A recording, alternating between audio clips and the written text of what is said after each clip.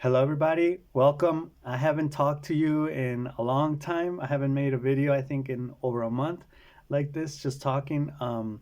Basically, I have been working on a monthly type of book ordeal. I haven't really been able to record for different circumstances, but I would like to talk about something that is kind of related to the idea of dichotomies or this notion of duality between left and right. This upcoming weekend, we're actually going to debate this topic. And the question is actually whether the left and right sides of the political spectrum are still, how can we call it, are still valid today. I think there is an idea or a theory out there that says that the right that Abraham Lincoln belonged to is not the right of Donald Trump today, for example. So I think there has been evolution throughout the idea of the political spectrum, or as far as the political spectrum of left and right is concerned. I also know that in both extremes, that is the extreme right and the extreme left, it's basically authoritarianism, right? So you're basically being controlling and you're being controlled. You're either controlling people, or if you're underneath the people that are controlling you, you're being controlled, right? Um, but anyway, lately I started to debate this topic, not the left and right political spectrum topic, but just, in general, duality, day and night, men and women, good and bad, life and death, right or left, wings, whatever. And people started telling me they're good referential points. They're good as references, but life is more complex than that, right? They would say. And I was like, I'm a little bit sick, so that's why you'll see me like this. I'm actually taking antibiotics. Interesting thing, just to go on a tangent here. I learned that a virus is not the same as a bacteria. So I didn't know this. I know I'm kind of dumb in that sense. I don't know how to really explore, but I didn't know that antibiotics treat bacterial infections. And, like viruses, I guess, like if you have a fever, you have a virus, and you treat the symptoms, but you don't actually fight the root cause of your illness. So after like 5 or 7 to 10 days, like you're basically cured, like naturally. But with bacteria, you're not. With bacteria, it could persist for weeks or even months.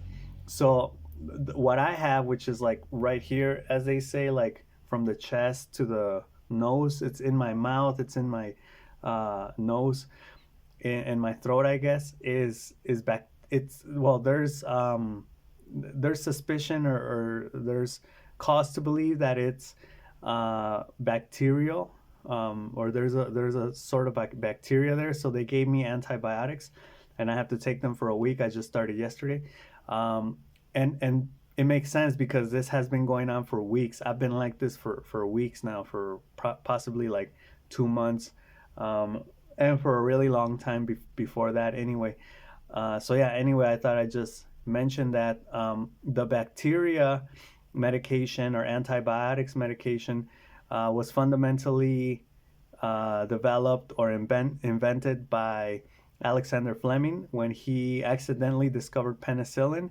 And I didn't know that, like in early 1900s, like 1904 or something like that. I guess he let shrooms fall onto a platter of bacteria, and he noticed that the bacteria wasn't growing around the mushroom because somehow the mushroom or the shroom, I'm sorry, the shroom or the fungi made it stop. And fungi is really weird. It's a really weird, like, thing in life, right? It's really strong, but it's like very adaptable and flexible. So I guess it makes sense. And from there, this medication I'm taking, which is like Cesaflor or something like that, it's a second generation. But yeah, anyway, what was I saying about dichotomies? So I started asking people what is the deal with this, and they said, yeah, you're very, your way of thinking is very simplistic, and I did kind of take it the wrong way, but at the same time I was like, hey, watch out, you're taking it the wrong way, you're gonna let things get personal, and they may be right. And I was like, okay, maybe you guys are right. This one guy sent me a video where it talked about how dichotomy, or this thinking of black or white or good or bad or whatever, is very simplistic. Like I mentioned, it's a good reference point, but it's not actual life, because again, we all know that life is more complex than that, right? Sure, okay, there's gray area, excuse me, you can have black in white, you can have white in black, you can have neither or both at the same time. It can be ambivalent.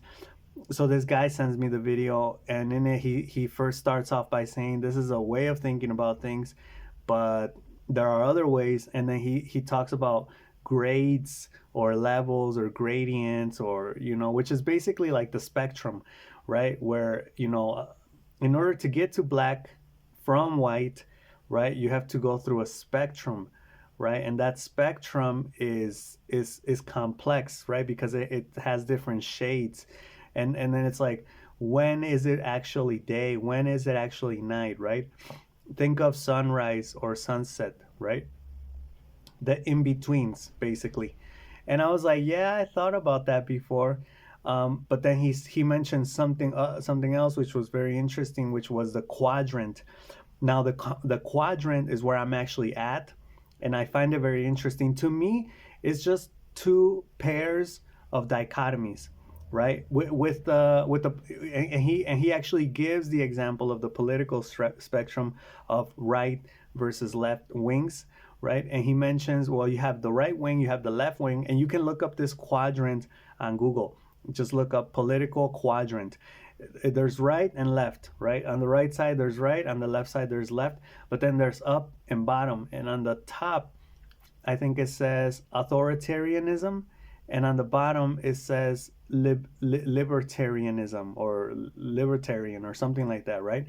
So now you have not two possibilities, but four possibilities, right? And you fit into one of these four squares, into one of these quadrants. So I was like, that's pretty interesting, And then he mentions this other thing where, like, you can mix it up, like quadrants within quadrants, and then it just gets very difficult to represent it visually. But again, it's talking about complexity. And I was like, okay, I'm loving it, McDonald's now.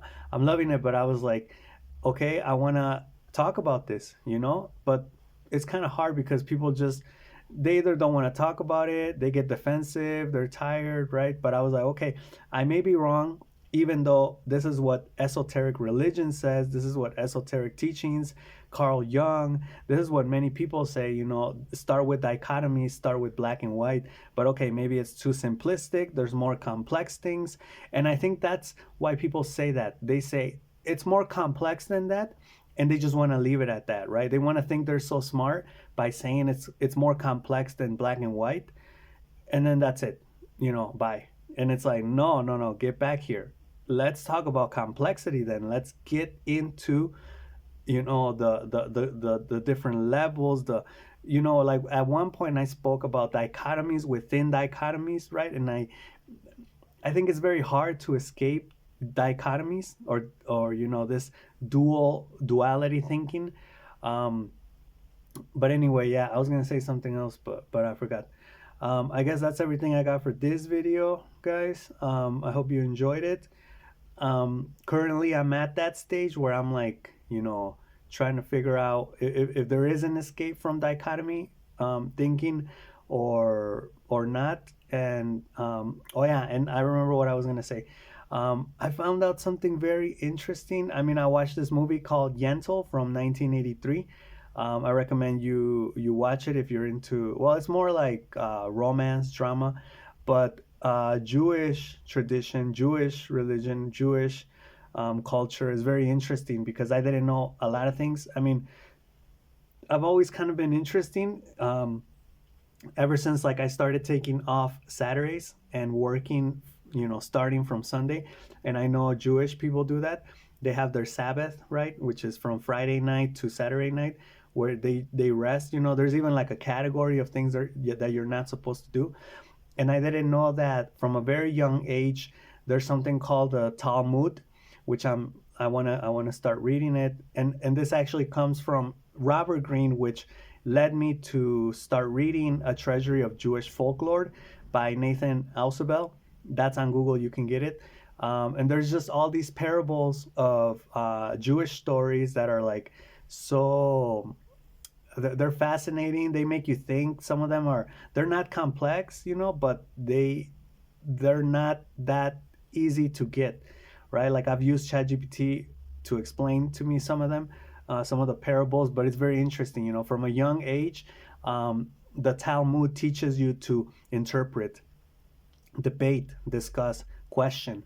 All of these things that we supposedly have in our 21st century, Christian religion, where we say, yeah, critical thinking, all these things, but again, we actually don't practice it.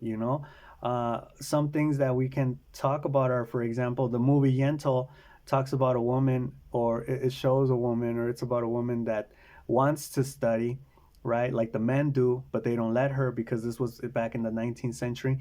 And there have actually been rabbis that are women, right? Like Jewish tradition adapts to the culture. It may even shape it, but it adapts to it and it moves with it, right? And it makes progress.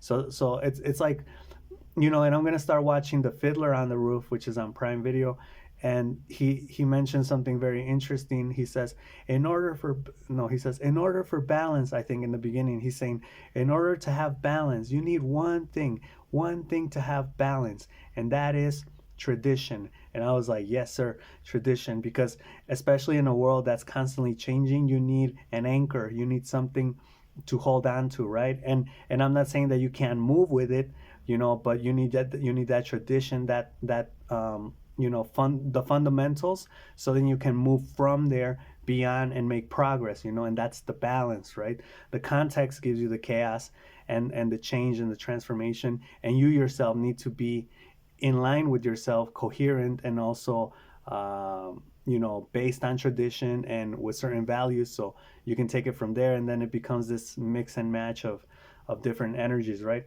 So anyway, I thought I'd leave you with that. And I don't know when I'll be recording next, but I'm writing a lot lately, so I'll be putting it up on my Google sites eventually, maybe in November. I'll put up whatever I write up in October, in November, and I'll take it like that throughout the years. So yeah, I guess I'll see you in the next video, right? Peace.